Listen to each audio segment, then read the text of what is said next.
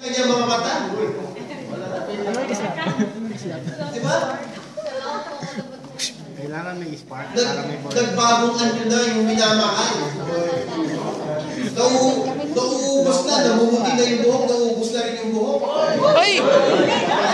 Baya! Relax lang!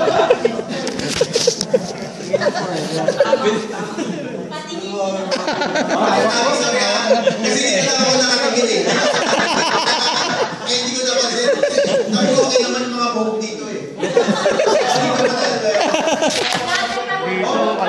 Di ba minsan yung mga ano eh, ang punto dyan, minsan sa mga mag-asawa, dahil sa maganda yung ano, maganda yung binibini, maganda yung dalaga, mahal na mahal mo, nung gusto mo yung makita araw-araw, pag dumadaan sa high street nyo, dahil gusto mong tingnan, pagkatapos ng ilang taon, wala na yung ganda niya, wala na ano, kaya kayo magmamahal, yung pangako natin, dapat nanapin yung buhay. Hindi ko yan pinagsisihan.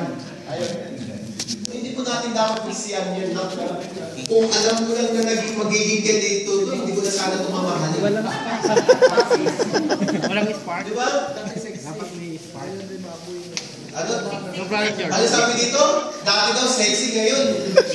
Sexy na.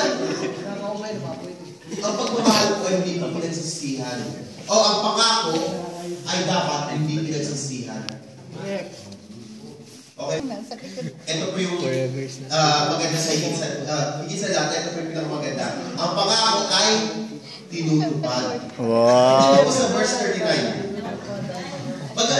Sa verse 39, after the 2 months, she returned to her father and did to her as he had vowed, and she was a virgin. No, ulitin ko po, no? And returned to her father and he did to her as he had vowed, and she was a virgin. No? Ibig sabihin, ito si Jephthah, tinupad niya ang kanyang pangako.